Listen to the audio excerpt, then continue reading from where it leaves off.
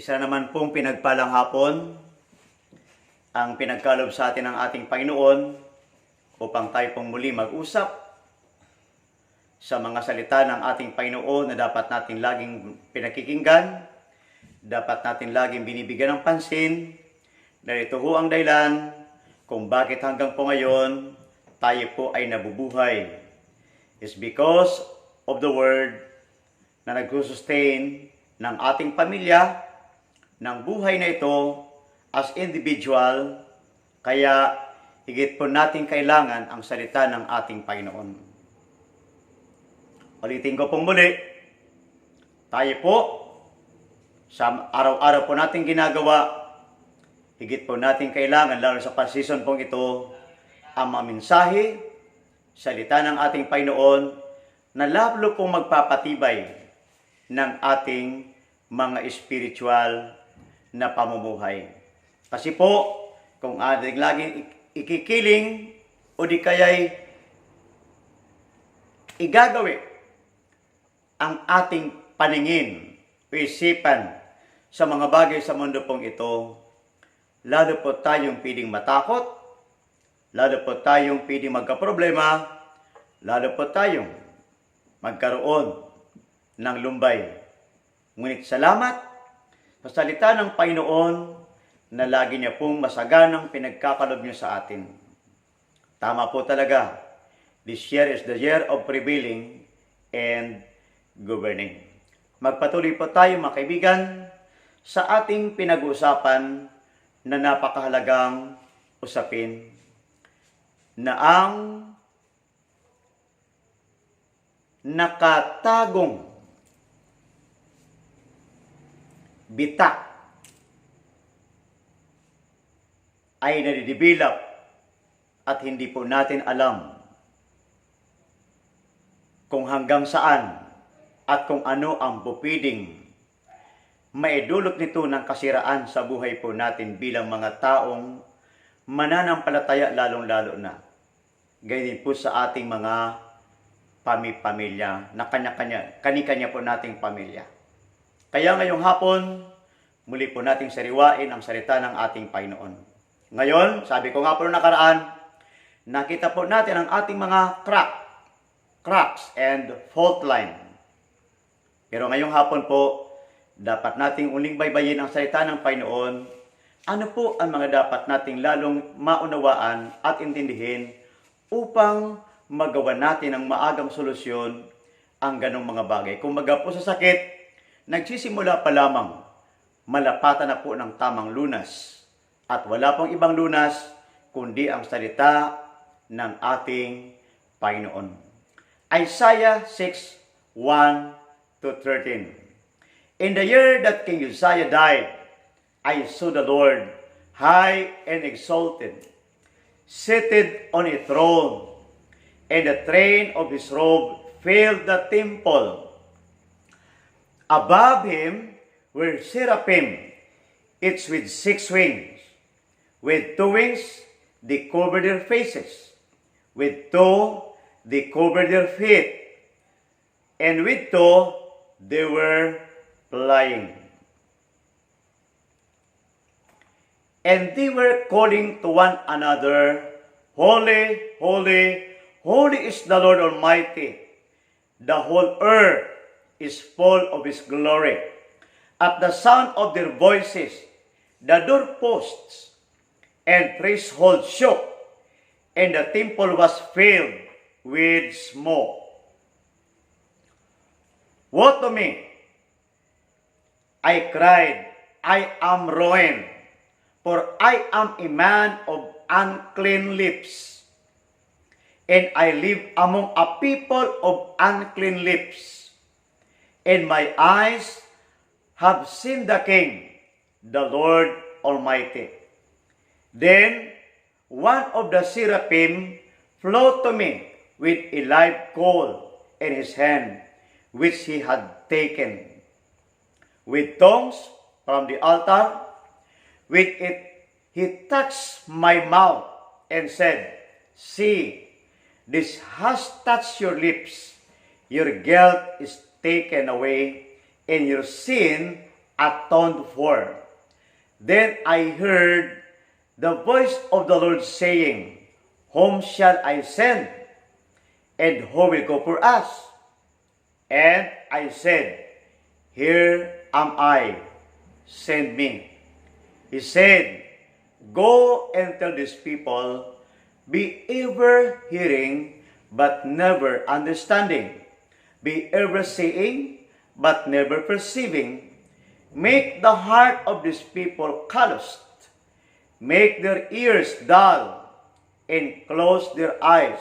Otherwise, they might see with their eyes, hear with their ears, understand with their hearts, and turn and be healed. Then I said, For how long, Lord? And he answered, Until the cities lie ruined and without inhabitant, until the houses are left deserted, and the fields ruined and ravaged, until the Lord has sent everyone far away. And the land is utterly forsaken, and though a tent remains in the land, it will again be laid waste. But as the terebinth and oak leave stumps when they are cut down, so the holy seed will be the stump in the land. Nung mamatay po ang hari, isa po sa pinamimitagan ng tao sa bansang Israel during the times of Prophet Isaiah. Namatay po ang hari. Kaya nung mamatay ang hari, sabi po ni Isaiah, I saw the Lord.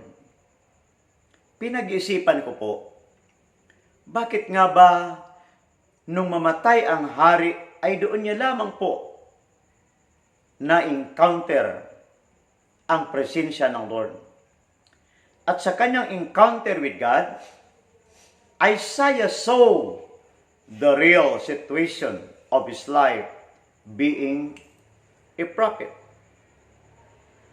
Pinag-isipan ko din po, bakit hinintay po ng Lord na mamatay muna si King Uzziah, being king of Israel, bago po nagkaroon ng mataas na dimension si Prophet Isaiah na ma-encounter niya ang ating Panginoon o ang presensya ng ating dakilang Panginoon. So maari pong may mga rason kung bakit.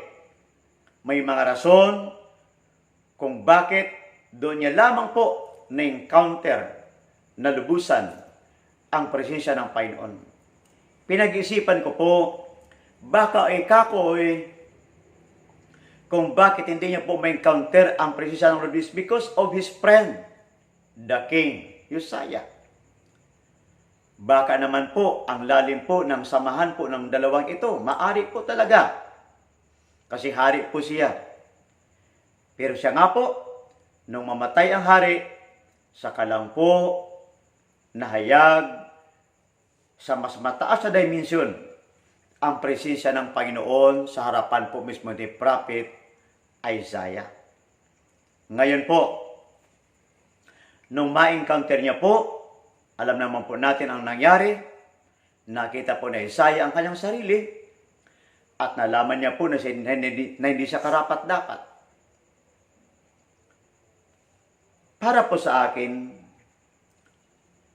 tila bagay ang presensya at kaluwalhatian ng Panginoon ay tila bagay isang napakalinaw na salamin ng ating mga kaluluwa, ng ating mga espiritu, na talaga naman sadyahong kailangan natin na kung hanggat maaari, pangarapin natin lagi na ma-encounter ang presensya ng ating Panginoon.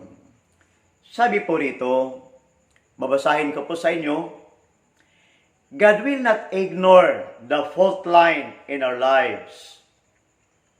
Ulitin ko po, God will not ignore the fault line in our lives. He wants to expose us to a higher dimension of the Word to shape us to become worthy vessels of honor for Him so that our precious time may not be wasted. He wants us to hit the target and reach our maximum capacity. Ulitin po natin.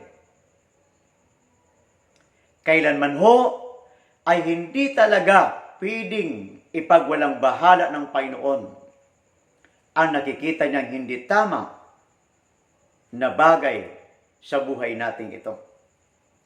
Kaya ang gagawin niya po, He will expose us to His Word, being a light of our spirit, of our mind, of ourselves, and to shape us to become worthy vessels of honor for Him so that our precious time may not be wasted. Totoo po mga kaibigan, mga kapatid, mga pastor na katulad ko. Ayaw po ng Lord na nasasayang ang ating oras. Madalas kong marinig niyan si Pastor Wilson. Sabi niya sa mga kabataan, don't waste your time on Facebook. Don't waste your time. Kasi anya, ang panahon ay napakahalaga sa harapan ng Lord. Kumbaga, maging sensitive ho tayo. Maging sincere ho tayo sa ating mga ginagawa. Kung nag-aaral ka, mag-aral kang mabuti. Kung nagtatrabaho ka, magtrabaho kang mabuti.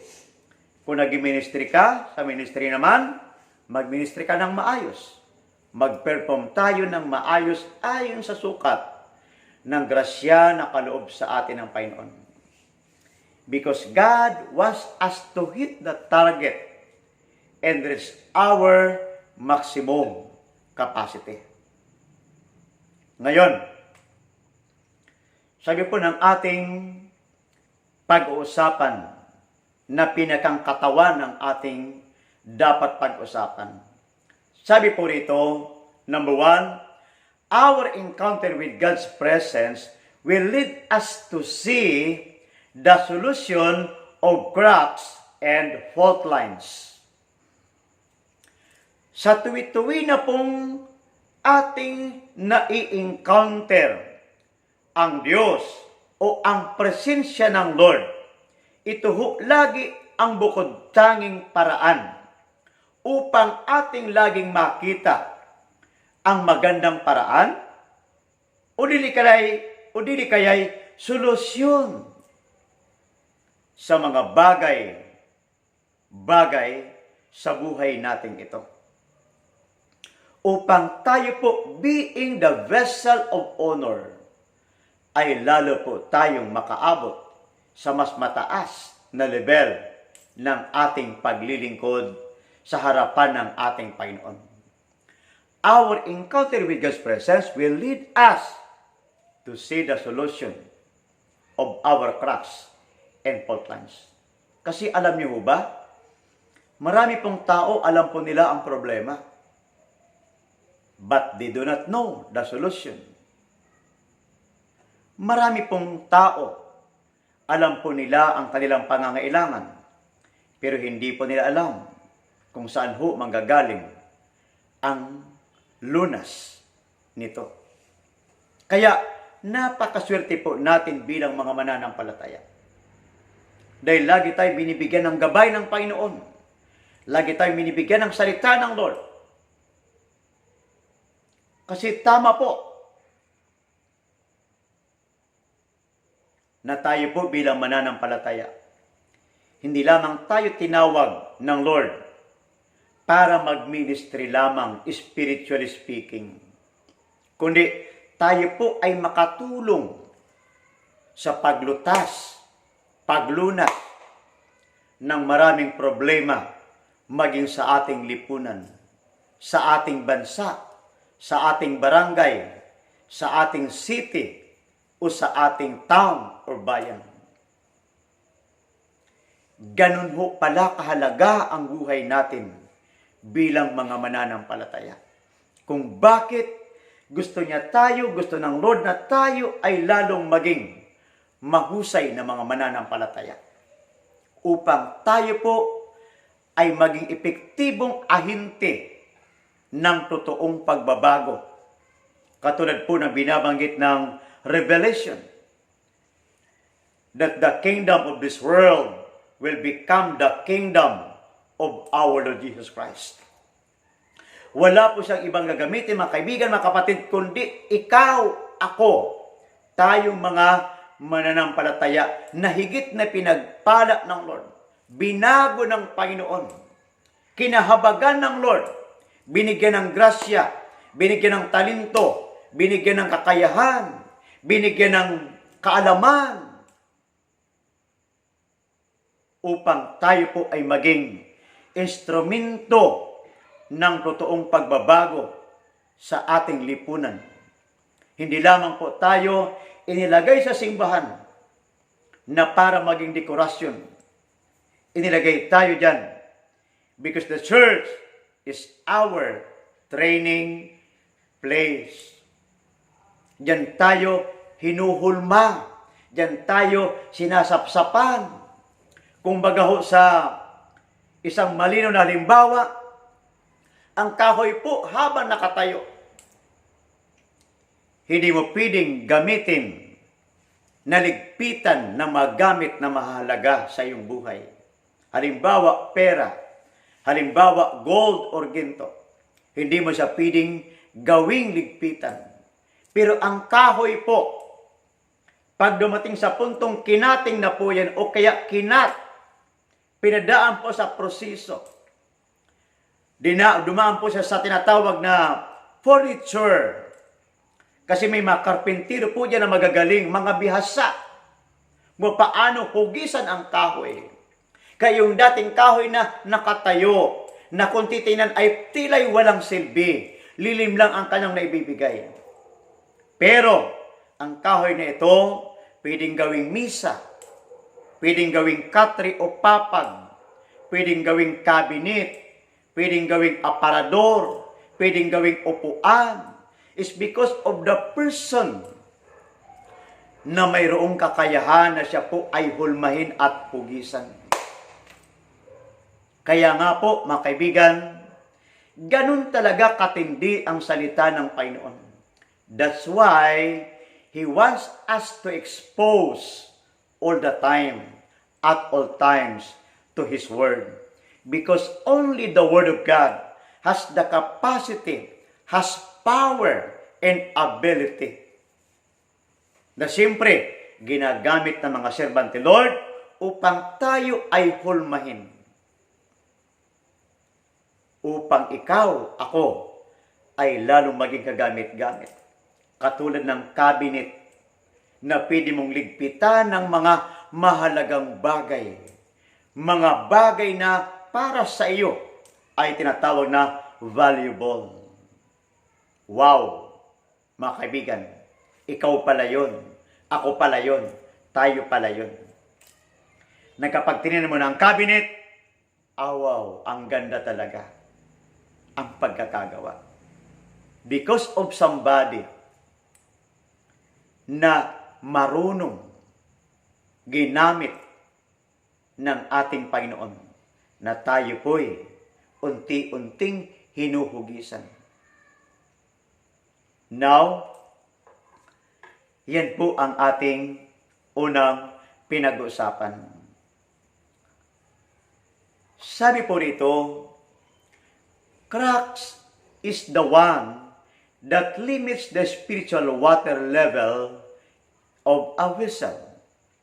Although, you want to fill it until it overflows, but unknowingly, it easily slips out what you are putting or investing because the vessel has no capacity to hold its contents.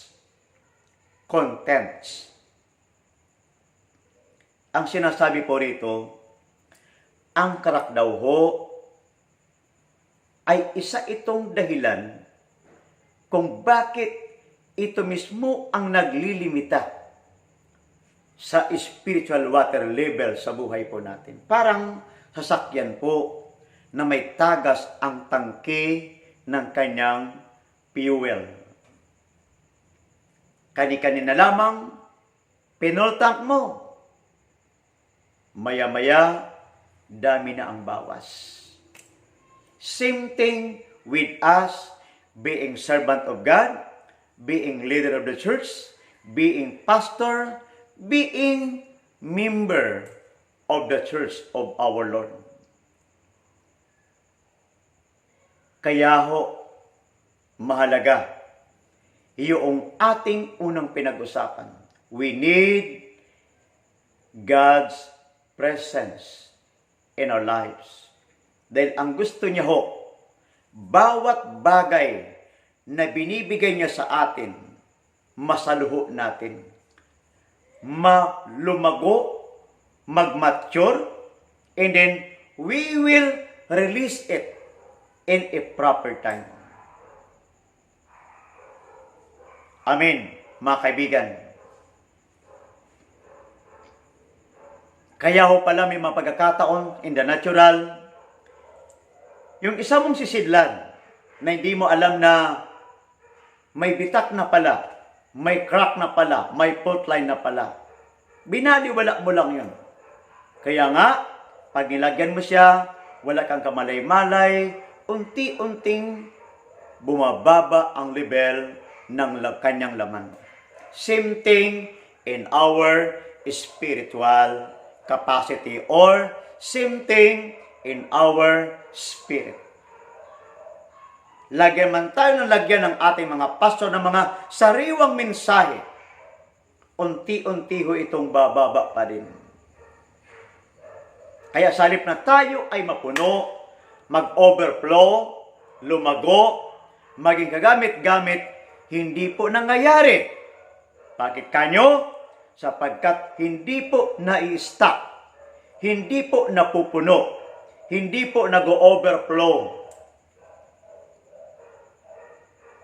Sabi nga po ng madalas kong marinig, ang damho, hindi pwedeng saidin ang tubig na i-release o ilabas mula sa dam.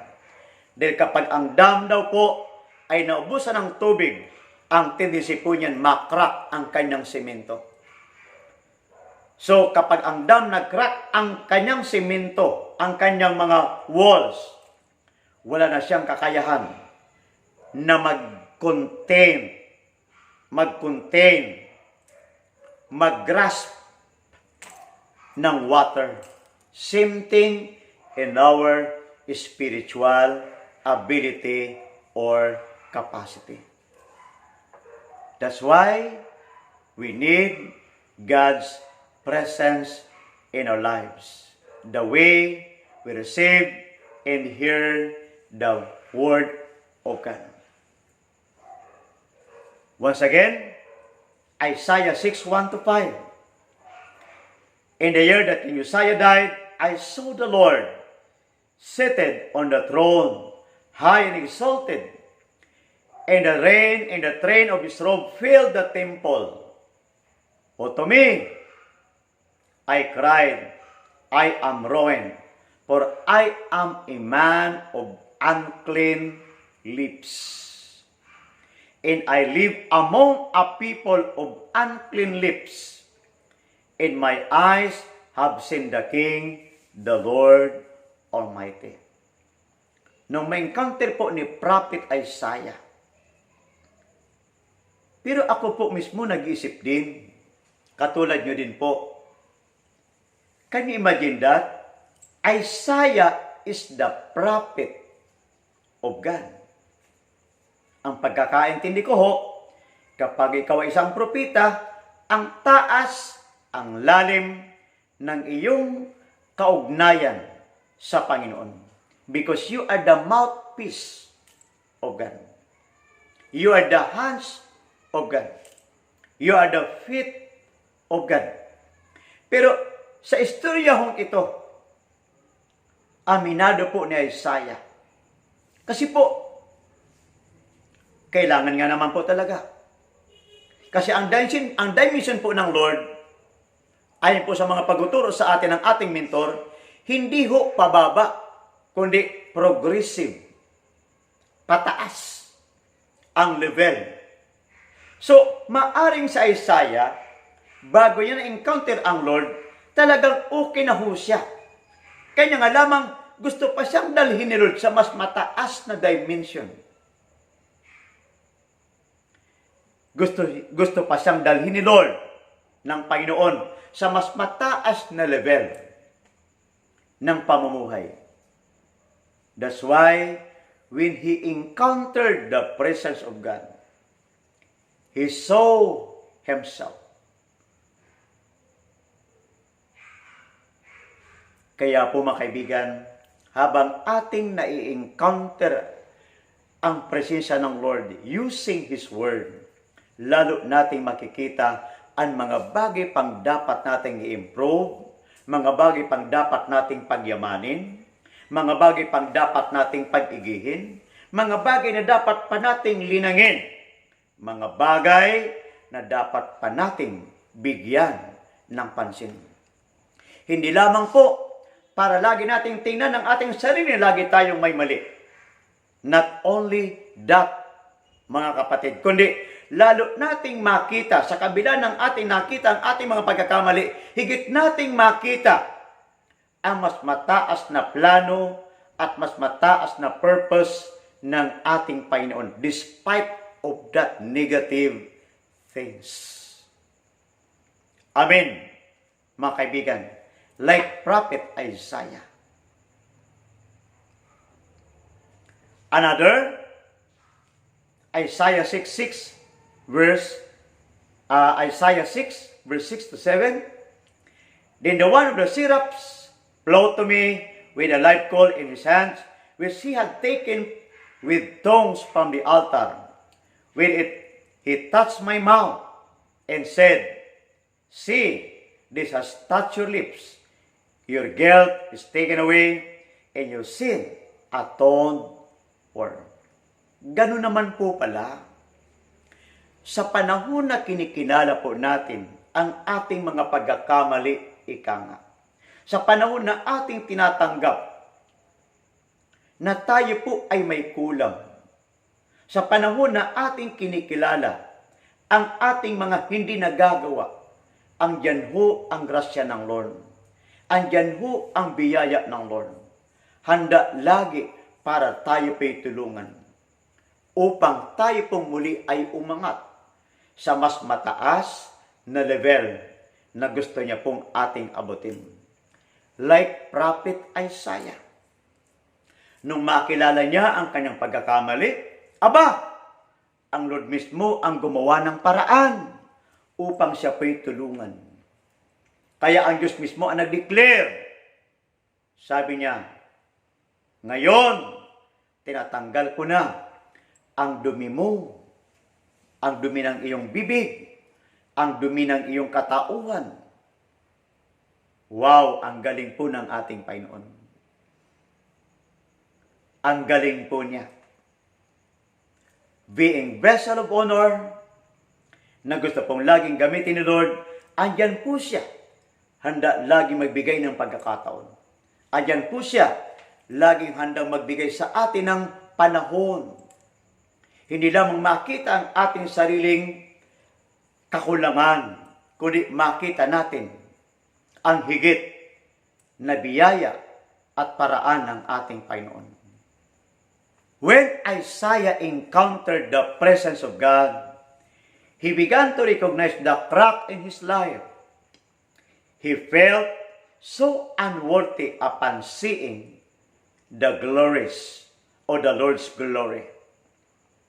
Nung may konti po ni Isaiah ang presensya ng Lord, nakilala niya kung sino siya. At nasabi niya na hindi siya karapat-dapat dahil siya ay may maruming bibig. God's glory is the mirror of our lives. God's glory is the mirror of our soul. Is the mirror of our spirits. That will help us live accurately in God's perfect way, the way of holiness. Yun ho pala ang purpose ni Lord. Kung bakit gusto niya tayong laging katagpuin sa loob ng simbahan, sa loob ng mga upgrading seminar, sa loob ng mga mentoring na ginagawa ng ating mga pastor, sa panahon na ikaw ay nanonood ng live streaming, sa panahon na ikaw ay nagbabasa ng Biblia, sa panahon na ikaw ay nag-pray, sa panahon na ikaw ay nagmumuni-muni, nagbubulay-bulay ng mga kabutihan at salita ng ating Panginoon. The presence of God is there to help you, to help me, to empower you, to empower us, upang tayo po ay lalong maging accurate na manggagawa sa kanyang banal na kaharian. Amen, mga kapatid. Ang ganda ho. Kaya nakasasabik, nakatutuwa, na lagi po nating ma-encounter ang presensya ng Lord. Kasi ang ating po mga pastor, tinuturuan tayo, ginagad tayo, in order for us to encounter the presence of God. Kaya ibig po sabihin, lagi po tayo dapat nagbibigay ng panahon para makinig, para matuto, para tumibay, para lalong maging matatag ang ating buhay bilang mananampalataya. Hindi lang tayo as individual, kundi pati ang ating pamilya na pinagkatiwala sa atin ng Lord upang ating pangunahan. na sama-sama nating paglingkuran, luwalhatiin ang ating Panginoon. Sabi po rito, our capacity depends on the quality, availability, and consistency in receiving impartition and revelations from God that will bring us to a higher level of service. Our capacity depends on the quality, availability, and consistency in receiving impartition and revelation from God that will bring us to a higher level of service. Kaya mahalaga pala ang ating panahon. Kaya pala mahalaga ang ating pagiging available. Mayroon tayong quality. Kasi ang anumang gamit na may quality, yun po yung magagamit mo sa pangmatagalan. Yun po yung gamit na magagamit mo sa maraming pagkakataon. And consistency. Habang tinatanggap mo ang mga revelations from God, revelations through your pastor, impartition na ginagamit ni Lord ang iyong pastor, yun po ang laging gagamitin ni Lord na instrumento upang dalhin ako sa mas mataas na level ng paglilingkod sa Panginoon. Even your platform will increase.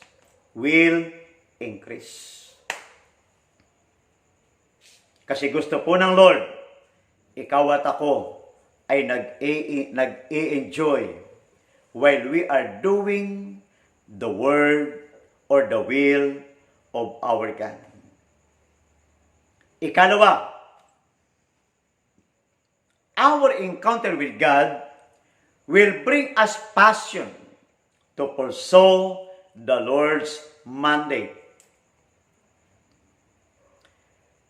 Ang pagkatagpo po natin every time na ating na-encounter ang Diyos o ang Kanyang presensya, ito ho ay magdadala sa atin sa mas mataas na pasyon, mas mataas na level ng pasanin upang ipagpatuloy, ipurso natin ang mandato ng Lord sa atin.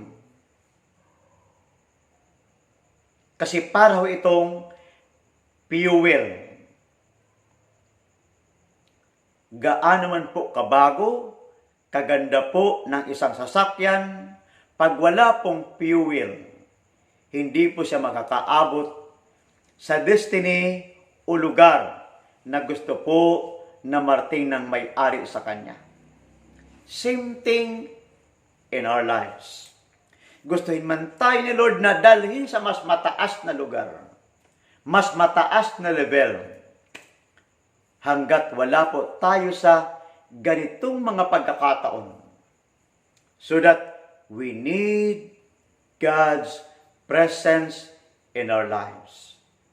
We need God encounter. Because every time we encounter God,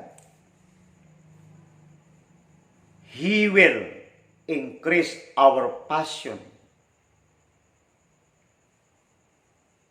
Tulad po nang nabanggitan ko po nung unang araw ng aking pagbibigay ng salita ng Lord. Bagamat marami kang ginagawa, para kang hindi napapagod. Tama po yung sabi na Isaiah, para kayong eagle. Tatakbo, lalakad, hindi napapagod. Bakit? Kasi andyan po lagi ang power ng Panginoon na lagi kanyang isusustain. Not only the power, Kasi sabi nga po ni Pastor Wilbert, habang ginagawa mo at ginagawa ko ang kalooban ng Lord, God will provide everything we need in order for you and I to finish our assignment. So, our encounter with God will bring passion to pursue the Lord's mandate.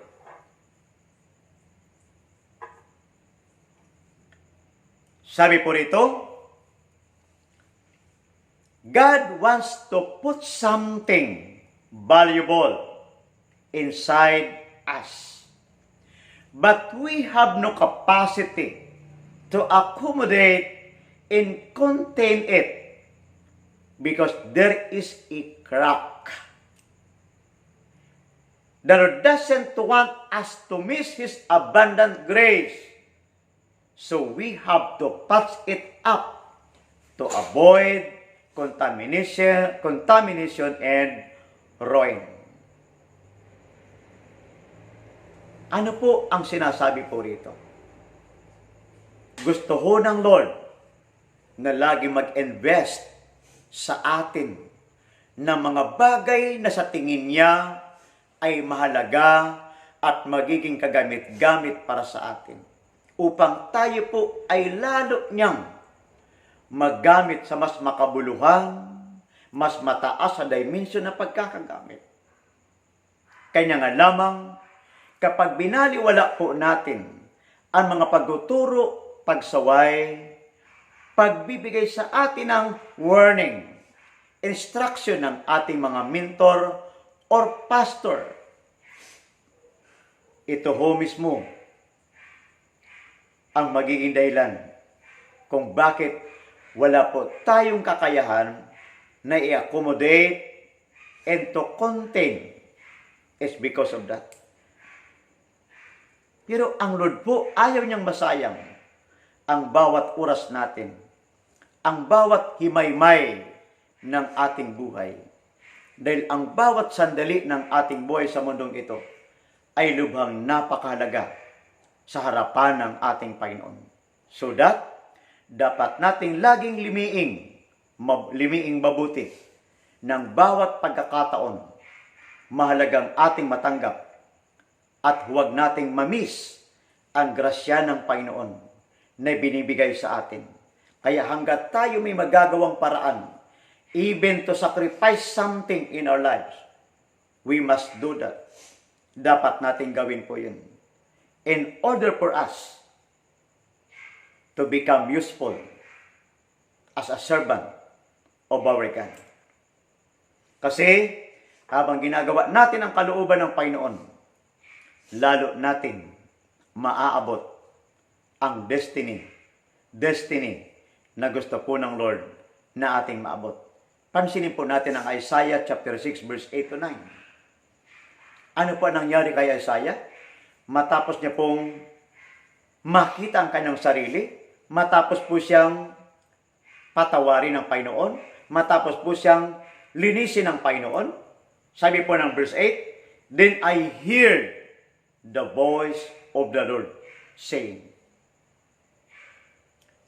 Dinig na dinig niya ang tinig ng Panginoon. At anong sabi? Whom shall I send? Sino ang aking uutusan o isusugo? Ako ho, naniniwala ho ako na lahat po tayo gusto pong isugo, gustong gamitin ng Panginoon. Pero siyempre, lagi po siyang may protocol na dapat nating intindihin at dapat nating bigyang pansin. Again po, naalala ko po muli ang turo ng ating mentor. Doon po sa kanyang material na hindi ko lang po maalala ang pamagat or title ng kanyang itinuro. Ang tanong po roon, ikaw ba ay kusang pumunta o di kaya ikaw ba ay inutusan? Kasi anya, magkaiba. Kapag ikaw ay inutusan, it means that una, Alam ng nag-utos sa iyo that you are capable to do something. That's why He sent you. He sent me. Inutusan ka, inutusan ako. Ibig sabihin, una, may tiwala sa sayo. Ikalawa, alam niyang may gagawa mo ang pinagagawa niya sa iyo. Ikatlo, alam niya na may kakayahan kang hindi lamang gawin ang isang bagay, kundi tapusin ito. At hindi lamang tapusin ito, kundi dalhin ito sa finish line, sa mas mataas na level. Kaya ulitin ko, iba ho ang inutusan kasi ang word po doon ay send o and win. Ikaw ba ay pumunta sa iyong sariling paraan? O di kaya ikaw ay inutusan? Katulad po ng ating binabasang ito. Narinig po ng tainga ng espiritu, spiritual ears ni Isaiah, ang concern ni Lord. At ang sabi ni Lord, whom shall I send? Sino ang aking isusugo? At alam niyo ba, tayo hong mga pastor, kami pong mga pastor, makinig po kayo mga leader ng simbahan at mga member ng simbahan. May mga pagkakataon po na gusto po namin kayong bigyan ng pagkakataon. Hindi lang pagkakataon, kundi gusto namin lalo kayong maging kagamit-gamit. Kanya nga lamang po, minsan hindi pa umaabot sa tamang pagkakataon na po pwede namin kayong isend. Tulad namin mga pastor. May mga pagkakataon marahil na kami mga pastor dito po sa ECB especially. Pinisiguro tayo nagtatanong, bakit ako hindi inutusan ni Pastor Wilbert? Bakit sila lang ang lagi inuutusan? Bakit sila lang ang laging pinadadala? Bakit ako hindi man lang pinadadala? Now, balikan natin ang Biblia. Alam ni Lord na si Isaiah ay isang taong mapapagkatiwalaan ng Panginoon. Tulad po ng aking nabanggit kanina, na si Lord mismo po ay nakakaalam kung anong klaseng katauhan mayroon po sa Isaiah. Kaya, alam po ni Lord na si Isaiah ay dapat niya pong utusan. Dapat niya pong pagkatiwalaan. Bakit? Sa Isaiah ay karapat-dapat pagtiwalaan. Bakit po sa karapat-dapat pagtiwalaan? Ay nakalagay po sa Biblia, ito po pinag-usapan natin. Kasi hindi po pwede na si Isaiah bigla na lamang magpresenta sa harapan ng Lord. Ang Lord po, banal siya righteous God siya. Pero nung marinig niya po ang tinig ni Lord, nagpresenta siya. Ngayon ito ho ang magandang tanong.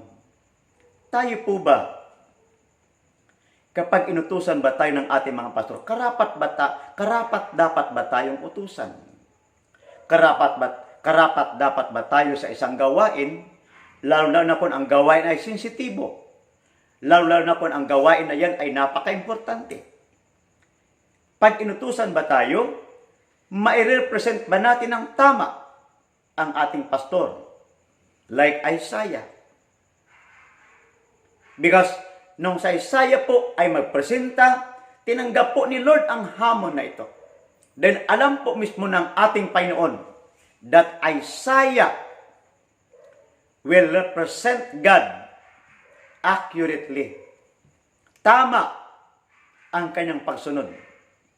Kaya ang magandang tanong, tayo po ba, pag inutusan ba tayo ng ating mentor, halimbawa bilang mga pastor, pag inutusan ba tayo ng spiritual father, mapapagkatiwalaan ba tayo? Nandiyan pa rin ba ang ating honesty? Nandiyan pa rin ba ang ating katapatan? Nandiyan pa rin ba ang ating pagsunod na tama? Nandiyan pa rin ba ang ating kalooban na kahit na tayo ay magsakripisyo ng ilang mga bagay, andyan pa rin ba tayo upang gawin ang pinagagawa na nag-uutos sa atin. Kasi ang issue po dito ay hindi na po issue ng buhay at gawain na gustong gawin po ni Isaiah. The issue here is the ministry from God. The issue here is about God. It's not about Isaiah. Same thing in us being Christian, being pastor and leader of the church. Kapag tayo po ba binigyan ng pagkakataon na gawin natin ang isang bagay, gagawin ba natin ng tama, alinsunod sa instruction ng nakatataas at leader po natin kinikilala? Kasi mahalaga po ang mga bagay na ito. Hindi po dahil sa natapos mo ang pinagagawa sa iyo. Ang tanong po rito, papaano mo ba ito tinapos? Tinapos mo ba ito dahil sa gusto mo itong matapos? O di kaya tinapos mo ito dahil sa ito ang kailangan mong gawin, dahil sa ito ang gusto ng iyong pastor at ng iyong mentor na dapat mong gawin? Ito ho ang mga magagandang tanong na dapat natin laging pag-isipan, mga kaibigan at mga kapatid sa Panginoon. Dahil ho, may mga pagkakataon na halimbawa tayo po'y inutusan. Tayo ba ay nag-represent ng tama sa nag-utos sa atin? At tayo ba ay karapat-dapat na magrepresenta sa nakatataas o di kaya sa nag-uutos sa atin? Ituloy po natin. Sabi po rito, and who will go for us? Sabi ng Lord. And I said, sabi po ni Isaiah, here am I. Wow, ang galing po. Here am I. Sabi ni Isaiah, Lord, narito ako. Lord, I'm here. Narito po ako. Handang-handa po. Pag-utusan niyo lamang po ang inyong lingkod. Ano mang inutos mo sa akin, gagawin kong walang labis at walang kulang. Gagawin ko ang aking magagawa. Kasi alam niyo po kung bakit? Balikan natin sa si Haring Saul. Anong sabi ng Diyos kay Samuel? Samuel, sabi niyo kay Saul, ubusin lahat ang tao sa mga taong Amalekites, pati animal, tapusin lahat. Complete. Exactly. Pero alam po natin na nangyari. Hindi po nangyari po yun. But Isaiah, sabi niya, here am I. Ang word pong ito para sa akin ay napakahalaga. Bilang mga lingkod ng Lord, bilang mga mananampalataya, bilang mga leader. Sa panahon bang kailangan ka ng pastor mo? Asan ka? Sa panahon bang may ipagagawa sa iyo, available ka ba? Available ka ba? May panahon ka ba? Sa panahon ba na nais kanyang kausapin, nais kanyang turuan, kasi alam niyang dapat kang lumago, dapat kang tumaas ng dimension. Sa panahon na may paggagawa sa iyo na importante na alam niyang ikaw lamang makagagawa nito, are you available? Are you willing to be sent? Are you willing? Handa ka ba? But Isaiah answered to the Lord, here am I, Lord. It means, si Isaiah po ay lagi niyang pinipresenta ang kanyang sarili. Pero in reality ho, mahirap magpresenta. Lalo-lalo na kung alam mo na hindi ka karapat-dapat. Di po ba? Ang hirap po na magpresenta. Lalo-lalo na kung alam mo na hindi naman ikaw dapat ang naririyan. Kaya po, mga kaibigan, mga kapatid sa Panginoon, Ito ho yung ikalawa nating punto na pinag-usapan. Mahalaga ho ang ating encounter with the presence of God. Dahil yan po ang magiging isa sa mga malaking factor na magdadala sa atin ng mataas na level o mataas na dimension upang lalo nating madala ang ating sarili. May tanim sa ating mga puso ang passion ng Lord, like Prophet Isaiah. Kasi ang taas po ng passion dito ni Lord. Kasi gusto niya yung kanyang bayan ay may paabot niya ang kanyang mga mensahe. Kaya gayon na lamang po ang desire ng Panginoon na nagtatanong siya, "Whom shall I send? And who will go for us?" Ikaw kaya, kaibigan, ay katulad ni Isaiah nang laging sagot, "Here am I, send me." Ikaw kaya yun, na kahit gaano mo kabisi, kahit gaano mo kaabala sa maraming bagay, pag tinawagan ka ng iyong pastor, pag tinawagan ka ng iyong mentor, sasagot ka, "Here am I, send me." Dahil kung ikaw iyon, ako iyon, siyempre, wow. Dahil dapat tayo po talaga yung mga taong unang handa laging gamitin ng ating Panginoon. Handa laging sumunod sa instruction. Tama na pagsunod. May commitment. Hindi yung nagsimula lang, hindi tatapusin. Yung iba naman, sa una, grabing arangkada kung sa makina, grabe ang revolution. But later, wala na. Sa una, makumit siya being pastor. Later, wala na. Dito nga po sa ECB noon, marami akong mga inabutang pastor na hindi ko na po nakikita ngayon. Sa una ho, maaring ang taas ng pagsunod natin. Dahil kunti pa lamang ang presyong dapat bayaran. How about kung pataas na po ang presyo? Sabi nga uli ng aking narinig na salita,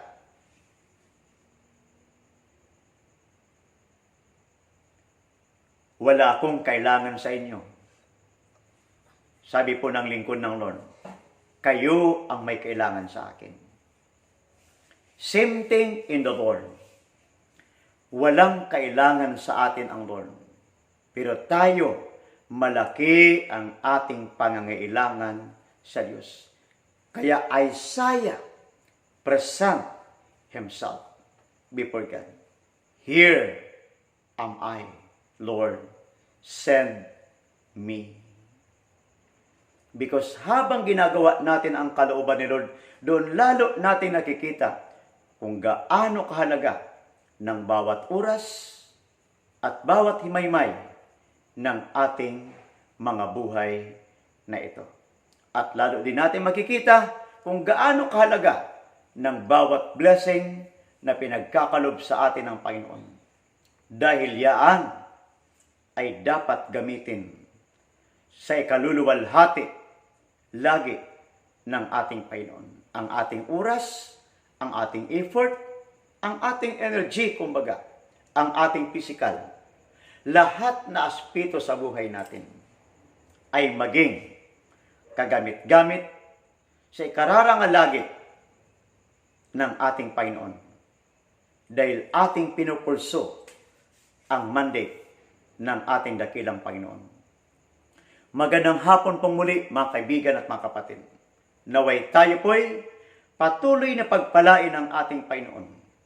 Naway ang Diyos ay patuloy na manguna sa atin, sa bawat pamilya, sa individual, sa bawat pastor, sa bawat simbahan, bawat miyembro ng simbahan. Nawa ang Lord ay patuloy nating masumpungan.